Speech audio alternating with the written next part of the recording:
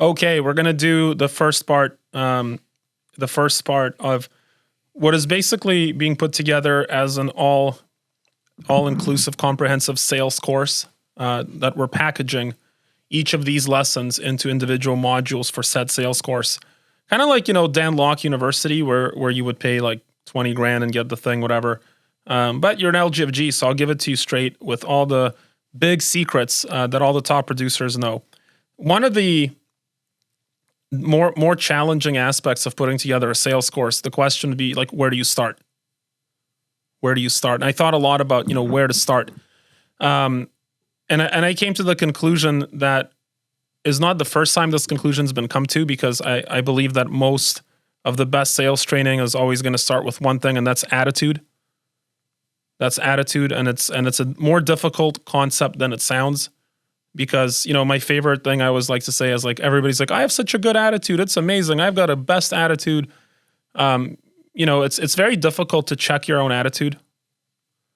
And to let certain thoughts win over other thoughts. But what you think about is quite important. It's so important, in fact, I'm gonna start with this. Let's first define attitude. Attitude can be defined, this by the way is coming from a dictionary, it can be defined as the way in which a person views and evaluates something or someone. A predisposition or a tendency to respond positively or negatively towards a certain idea, object, person, or situation. I'm going to repeat this one line here that I think is so important. Attitude is the predisposition or a tendency to respond positively or negatively towards a certain idea. Attitude is the predisposition to respond positively or negatively to a certain idea. Let me give you guys an example on how attitude is so powerful. It can lead to genocide. Okay? The idea that rich capitalists are exploiting workers for their labor. Have you guys heard that idea before? Right? I'm going right to Marxism. The idea that rich capitalists are exploiting labor for their own benefit. And that one idea, the idea of capitalism, like just our attitude towards capitalism, can have profound effects on you and the society around you, right? Like some of us grew up in a more traditional sort of 9-to-5 household. I'm one of those kids, where our parents might have a very negative attitude towards sales or salespeople. Raise your hand if your parents, you believe, have or had a negative attitude towards salespeople and sales. There's a lot of hands going up. That's pretty crazy that your parents, and I see a lot of you from former USSR countries, that's not surprising. But our parents have a negative attitude towards salespeople and sales. And of course, you've all spent some time on social media, and you see that sometimes some people have a negative attitude towards capitalism, right? They promote ideas and attitudes like your boss is exploiting you, right? They promote attitudes and ideas like the system is your enemy. You're part of a patriarchy, and you are a victim, and you can't do anything about it. You guys have heard that idea, right? What are your chances of being successful in this life if you operate with the attitude that you are a victim of systems you can't control and you must destroy those systems?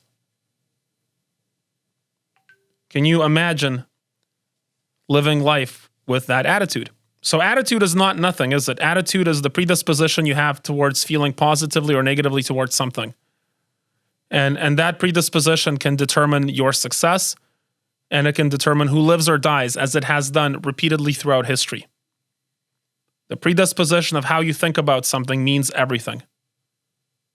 If you think negatively about sales and you try being in sales, you're going to fail and you're going to resent it very much. If you think negatively about capitalism and you're living in a capitalistic society, as all the best societies are, if you don't like capitalism, you're going to fail at it and you're going to be very resentful. Do you want to live your life resentfully, Imagine yourself. Would you like to do business with somebody who's resentful? Would you like to be friends with somebody who's resentful? Would you like to marry somebody who's resentful? It's a dangerous attitude to take. So the question I would ask anybody starting in sales or in sales, building an enterprise is, would you rather feel good or would you rather feel bad? Would you? And now you guys are going to say, I would rather feel good, right? Raise your hand. I would rather feel good.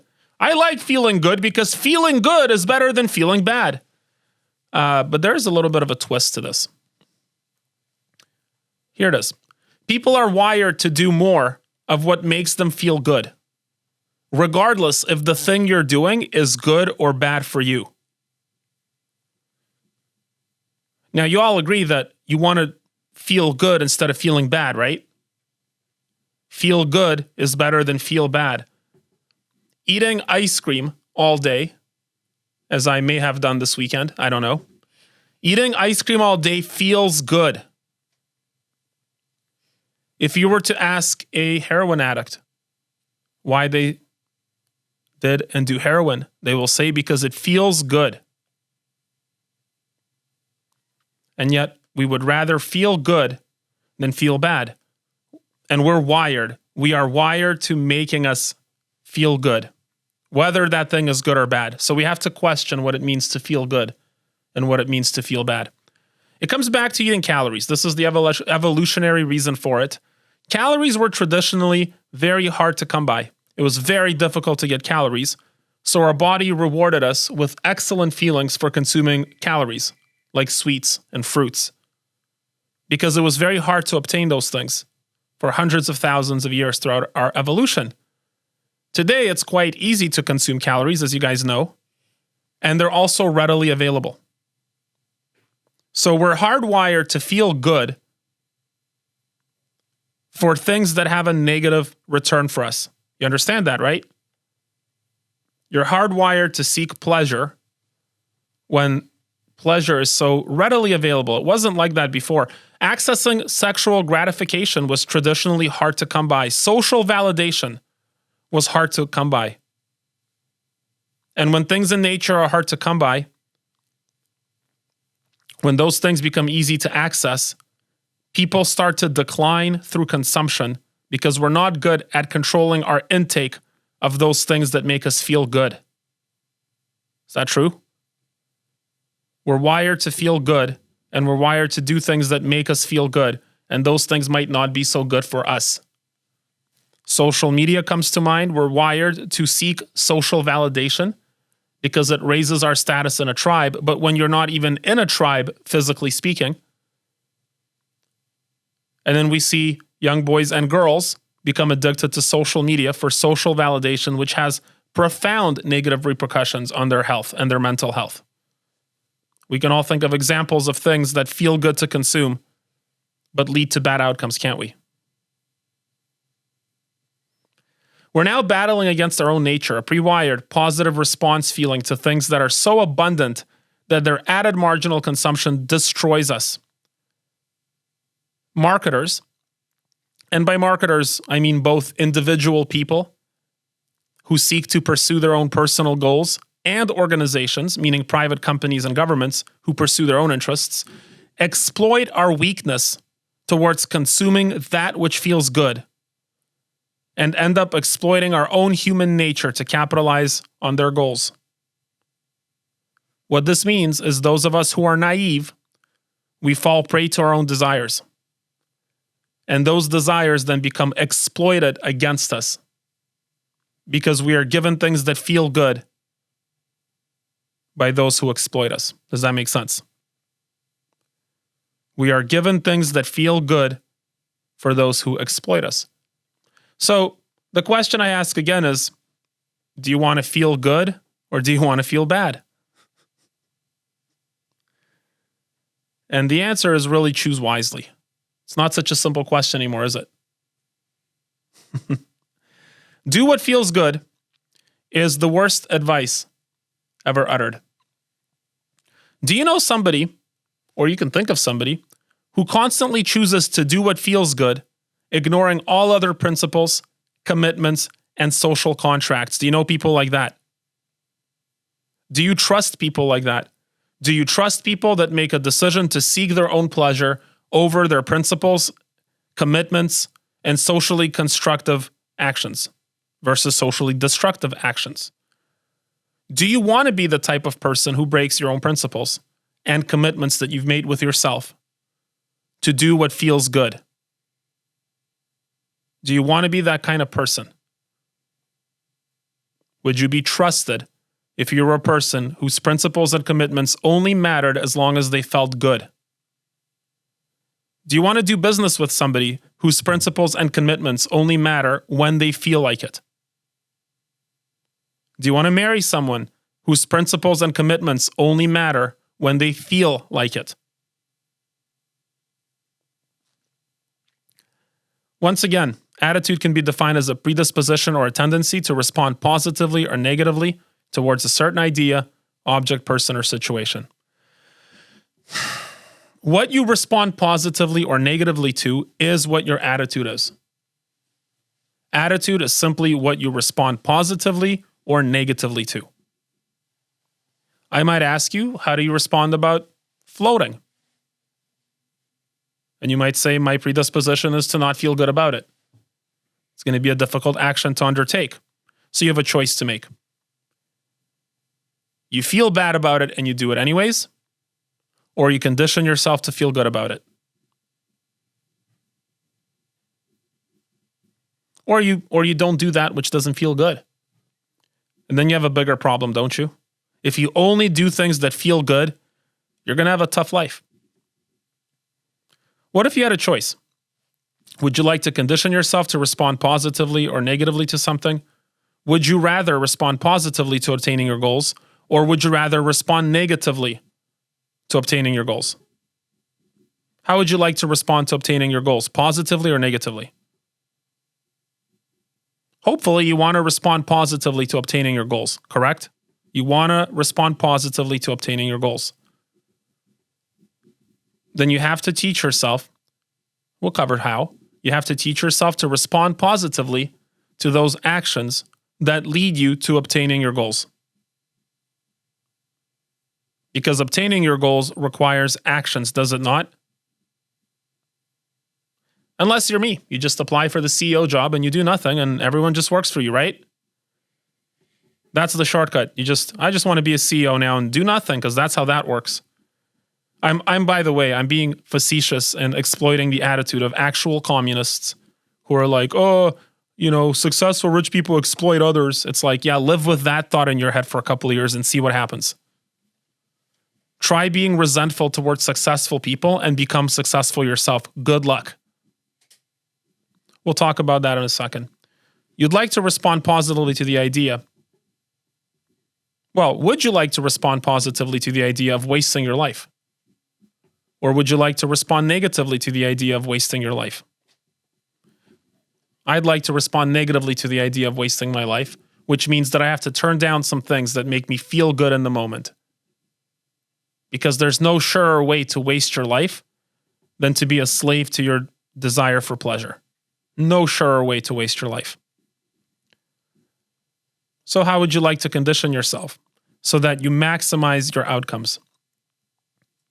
You control your attitude by controlling your predisposition to respond positively or negatively to certain ideas, objects, people, and situations in your life.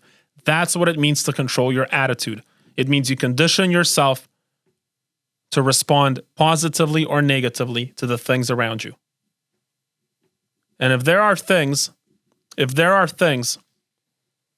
that require you to take those steps to reach your goals, and you respond negatively to those things, you respond negatively to those things in all situations. One of my favorite examples is the Dun Kruger Effect. You know the Dun Kruger Effect? That's when you're so incompetent, you don't even know you're incompetent, right? And I use this example with salespeople who job hop. They switch jobs. They can't sell anything, so they're like, I'm going to get a job at a different company. But they still can't sell anything, right? Because they have the wrong attitude.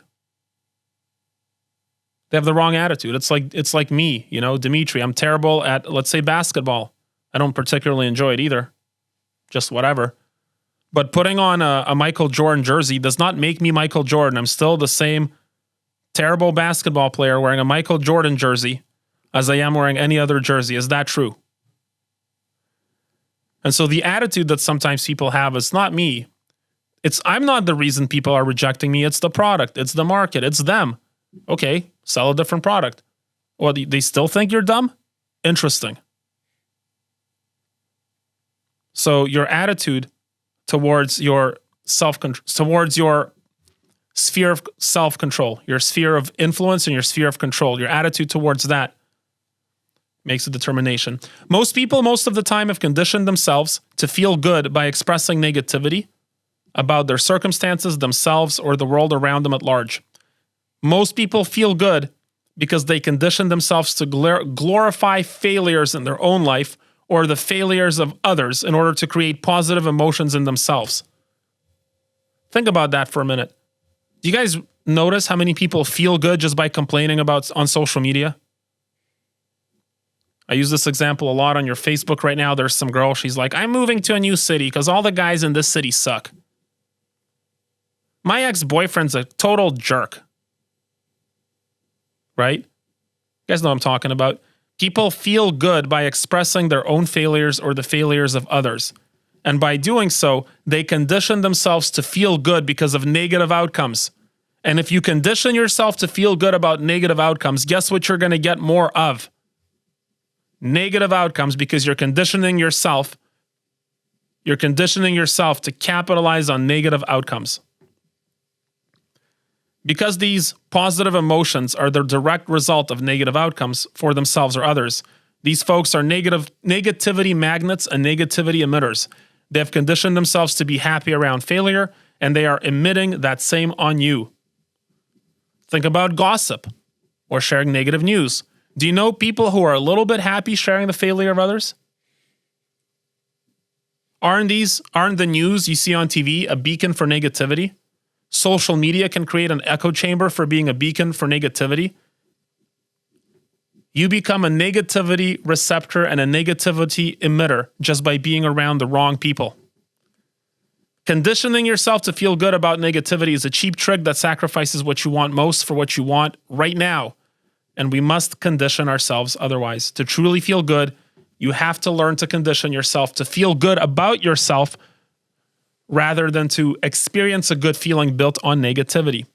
We'll talk about that. To feel good about yourself, you have to know that you're a trustworthy person to yourself. To feel good about yourself, you have to be able to keep your contracts with yourself so that you know you can trust yourself. Does that sound familiar, keeping a contract with yourself so that you feel good about yourself? It sounds a lot like what we do in our company, isn't it? Is we make a weekly commitment to whom? To ourselves. And your ability to keep or not keep that commitment determines the attitude you have about yourself because you live with yourself and you learn whether or not you are a trustworthy person. And if you're not a trustworthy person to yourself, others would be stupid to trust you. Is that true or false? If you can't trust the most important person in your own life, why would other people trust you? It doesn't make sense. It's amazing that we all want people around us to keep their promises, but the person you spend the most time with is yourself. Do you keep your promises to the most prominent person in your life? We confuse what it means to feel good or what it means. We confuse what it means to feel good with what it means to do what feels good. We confuse happiness with pleasure. Pleasure is doing what feels good. Happiness is a feeling. It's a good feeling in the company of yourself with yourself. Happiness is when you feel good with yourself, about yourself, when you're with yourself. In order to feel good about ourselves, we often have to do what doesn't feel good in the moment. We sacrifice pleasure in order to obtain happiness. The first contract you must make with yourself is you don't allow yourself to seek solace in negative thought. Who's a little bit guilty in the last month of seeking solace in negative thought? I think we all are. The world's not fair.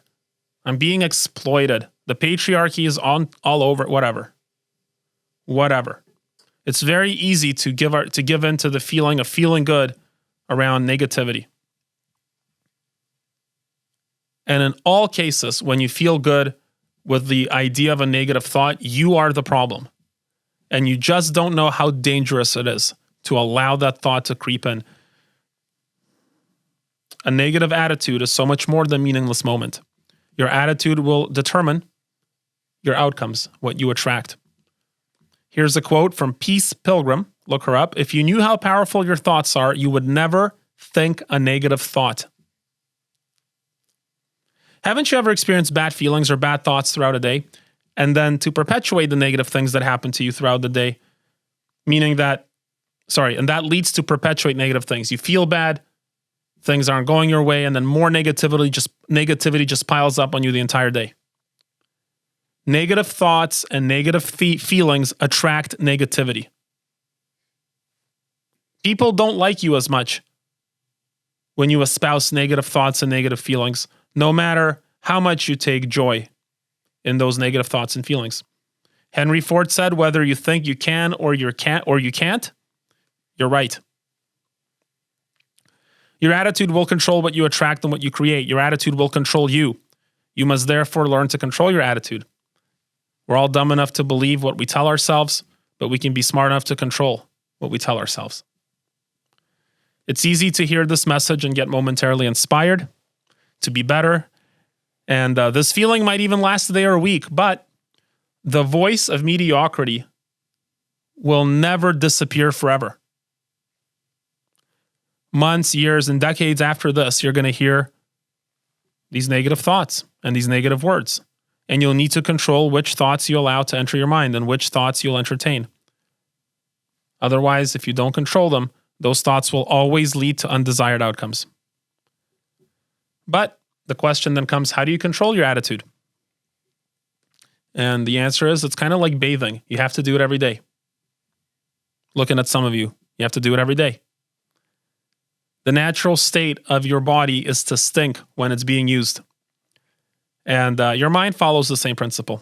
You got to wash daily. Your mind works just like your body, only your body you can see, and with your mind, you only experience the outcomes. You can't see the smell of your mind. You just live with it.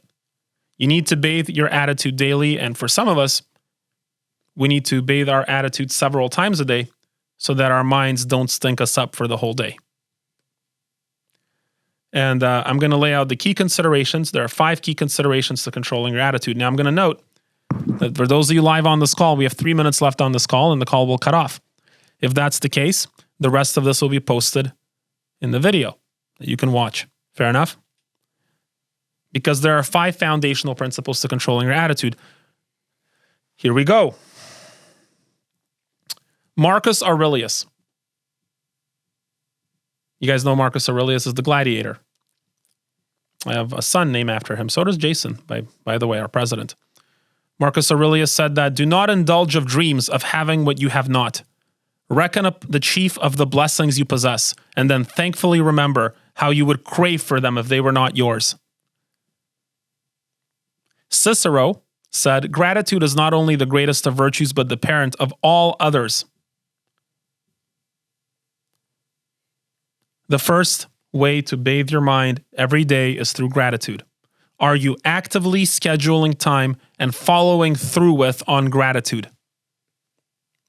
Being thankful and expressing gratitude is the most powerful and foundational principle to conditioning your mind to attract positive outcomes. Stop and think right now, what are 3 things you're grateful for right now in this moment? What are 3 things you're grateful for right now in this moment? And then say them out loud. I'll say my 3 things. I'm grateful for this amazing suit I get to wear whenever I want to. What a privilege. What a privilege. I'm grateful for you guys on this call for pursuing your dreams through hardship, because I enjoy being around people who pursue their dreams. That makes me grateful because I don't have quitters in my life. I don't associate with them. I don't like them. I don't want to be around them. So I appreciate that you guys aren't quitters. I appreciate that you guys are hustlers and you're making it work. And of course, I appreciate my family. I got to play tennis for 10 hours yesterday. And by tennis, I mean my boys would hit the ball way far away and I have to run it down and then throw it back to them. And then I was basically playing fetch and I was the dog. But they have good memories. You know, and I'm thankful for the opportunity to make good memories. What are your 3 things? Say them out loud right now. Say it to each other. Develop the habit of saying 3 things you're grateful for out loud each night before you fall asleep and each morning when you wake up. It will give you a seismic advantage in life. What are you grateful for?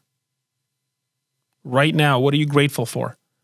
How crazy is it that when we're not focusing and saying what we're grateful for, we start noticing the things we're lacking and forgetting how lucky we are? And how do you perceive your life when all you see is what you're lacking? You become a communist because everything is exploiting you. What are 3 things you're grateful for right now? A habit that I was fortunate enough to be exposed to at a young age in my professional career was this habit of whenever I were to experience a negative situation, I had to frame that situation differently. Specifically, I was told that when I was in a negative situation, I needed to stop what I was doing and out loud say 3 positive things about the negative situation. It's a habit I practice to this day. I recall when we as a company, we're a direct sales company, we sell custom suits, and COVID hit and all of our meetings were canceled. Everything was canceled. All the revenue was gone. Couldn't go to offices to measure people to deliver suits. Nobody wanted to buy our products. And it hit quickly and cities started to shut down immediately. And people were losing their minds. And I called Jason, our president, and I said, and Jason, you know, was worried as he should be. And I said, before we attack the situation that we're about to have, but thankfully only for 2 weeks, because it was only 2 weeks to stop this. No, we knew what was going to happen. We knew. In order to attack the situation, I said, let's first of all find 3 positives in the situation. We said, number 1, we're in a good position financially where we can figure out a way to keep our best people. And that when we come out of this, we'll have built so much trust with our best people because we didn't kick them off the ship, proverbially, or literally for some. Number 2, a lot of people will not have the opportunity to stay with their employer. We're going to be able to find some great people the longer this lasts, that we're going to come out stronger and better. And number 3, we're going to know exactly who's on our team right now. We're going to know who's loyal and we're going to know who's in it just for themselves. And boy, is it important to have loyal people around you that you trust, because you can do great things together when you do that. So we said 3 positives out loud. Sometimes saying 3 positives out loud was very meaningful. Other times it was just funny and downright silly. One time I was going door to door in my old career, and a cat decided that my shoes were particularly attractive, and he sprayed my shoes with his disgusting cat spray. And I had to come up with 3 positives about smelling like basically cat jizz all day. And I did. Number 1, it's evidence that I've been inside of other houses, so people are letting me in. Number 2, it gave me a reason to get into more houses so I could take my shoes off and not have to smell their disgusting things that were in them. Sometimes they get downright silly, right? And number 3, it motivated me to work harder and make more sales so I could buy new shoes. Sometimes they're just downright silly, but it always improves your mood, even ever so marginally. Eventually, after many years of this practice, the habit became ingrained in my mind. It has been so profound that I don't doubt that it's changed the physiology, the physical construction of my brain. Because brains are plastic, and you can physically change their construction with your thoughts and the electrons moving through them. It has wired positive outcomes to be expected in negative situations, and it has become a major advantage in life. It has built resilience, it has built grit, it has built clarity, it has built a fast, positive response in unforeseen circumstances. It is with the greatest of empathy that I urge all of you to adopt this habit of finding 3 positives in a negative situation. Say out loud 3 things you're grateful for each night before going to sleep and each morning when you wake up. Then level up your brain resiliency muscle and find 3 positives for every negative situation you find yourself in and say them out loud. You will not survive without this skill. to the optimal outcome you want. Find 3 positives in a negative situation and practice gratitude. The second of the 5 pillars of attitude is positive affirmations that you say to yourself. Donald Trump has one of my favorite quotes of all time. He says, if you don't let people know how great you are, how else will they know? And I took it a step further and I said, if you don't let yourself know how great you are, how else would you know? If you don't let yourself know how special you are, how else will you know? It is the repetition of affirmations that leads to belief. And once that belief becomes a deep conviction, things begin to happen. That's a quote by Muhammad Ali. You're having a dialogue with yourself your entire life. As mentors have told me and others before, your brain is dumb enough to believe everything you tell it, so be smart enough to control the message. Do you know somebody whose self-talk is negative? They like to say out loud how unlucky they are, or how unfairly they're being treated. And then those people drain your energy, don't they? They are energy vampires. They also drain their own energy from life. Don't be one of those sad, pathetic souls who were given the immense and unlikely gift of life, which they choose to waste on draining their own life energy. And they drain the life energy of those around them. Tell yourself the type of person you want to become and proclaim yourself to be that person. You may not believe it at first, but positive affirmations, like positive thoughts, become a magnet for positive things. There are countless books and plethoras of psychologists on this topic of positive affirmations. You can find them for yourself. If you want to dig deeper into the concept, one book I really like is called What to Say When You Speak to Yourself by Dr. Shad Helmstetter. I like that one. There's The Plastic Brain is another good one. There's a ton of them. There's, Think and Grow Rich is another very good one. Man's Search for Meaning by Viktor Frankl, very powerful one. And they all talk about positive affirmations. But always remember, as long as you can remind yourself that you're pretty good, then you're pretty good. That's number 2 is positive affirmations. They flow from gratitude. Number 3, your morning ritual. This is a big one. Success always comes with uncertainty. You guys know that, right? Success comes with uncertainty. There's nothing guaranteed. In order to be successful, you take risks. It comes with uncertainty. Because if it didn't come with uncertainty, everyone would be successful. And evidence suggests that everyone is not successful. Right? Will you reach your ceiling in sales and leadership? I don't know. And you don't know either. And we don't know what we don't know. And that's okay. Make change your friend, because change will always be there for you. There will always be uncertainty. For all those things we can't control, it helps to know that we can control everything the first minute when we wake up. You have a morning routine and you follow through on it each and every morning. If you wake up at the same time, if you win over your alarm clock by jumping out of bed instead of, hitting the snooze, if you have a morning routine that you follow through on each and every morning, then you will have begun every morning with full control and full victory, regardless of the rest of the day. That's not nothing. Now, I was told when I was 20, some of you guys know this story, I was told that I should take a cold shower every morning. More recently, this was before all the science on it came out on social media. Now we know that science has shown that the immediate immense benefits of cold showers in the morning are improving your immune system, improving your circulation, reducing the feelings of depression, reducing inflammation, increasing metabolism, and there's like 50 other benefits that have been scientifically proven from taking a cold shower in the morning. I was just told to do it because it's uncomfortable. And if you can do the very most uncomfortable thing in the morning when you start your day, then you will have begun a pattern of winning over your day and the uncomfortable things you have to do. Okay. So if there's one element of discomfort I can conquer from the moment I wake up, I'll set up a pattern for success. So I've been doing cold showers for 20 years. Apparently it works. It's part of my routine. My mentor did it. I was told his mentor did it. And it sucks.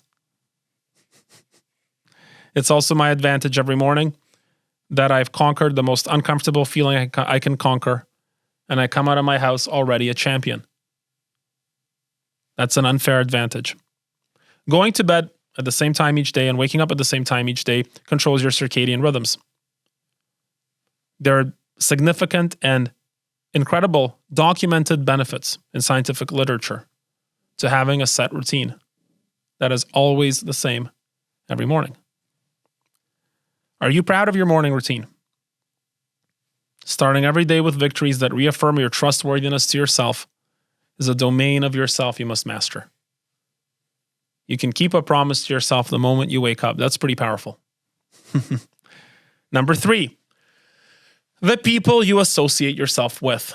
Boy, that matters. Dr. Jordan Peterson says that you know who your friends are by knowing if your friends celebrate your successes with you.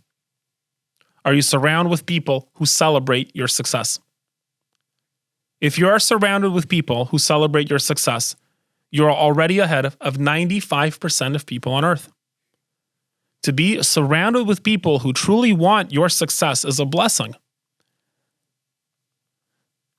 Have some friends who aren't sure they want what's best for you? Or worse, do you have some friends that are jealous of your success? Drop them. This isn't even written in the notes, but I'll say it. If you have people around you that envy you and that are jealous of you, those people will self-destroy and they'll destroy others around them with them.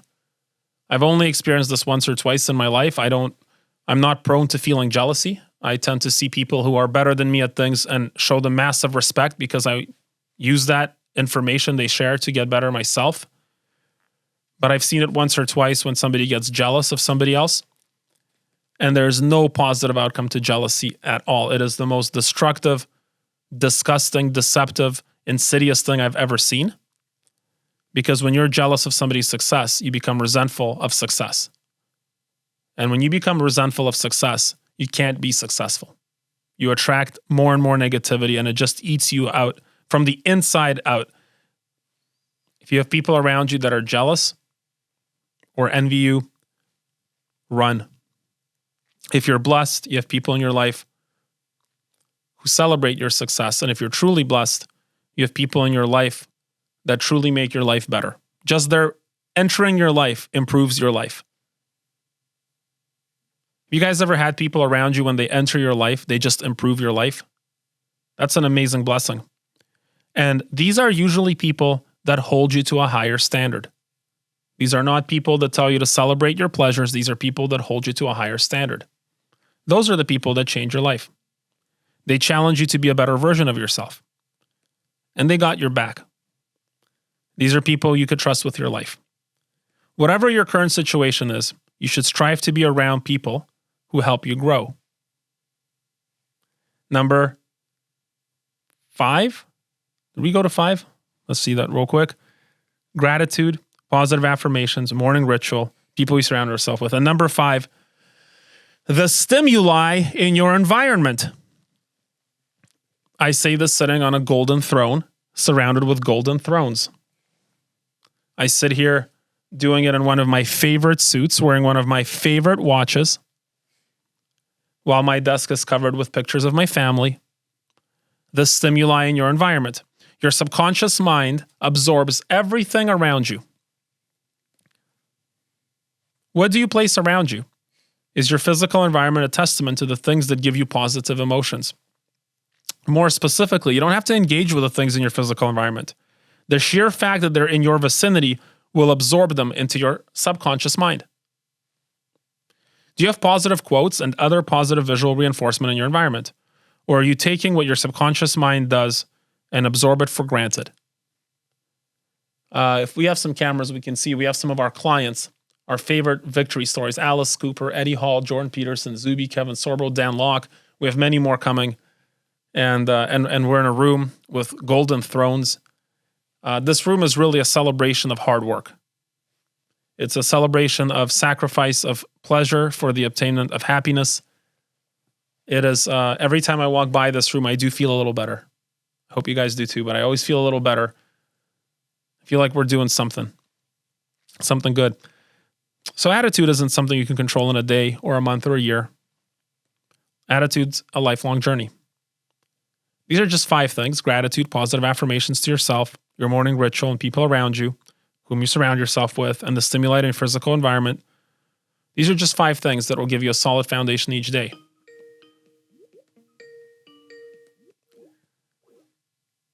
these five things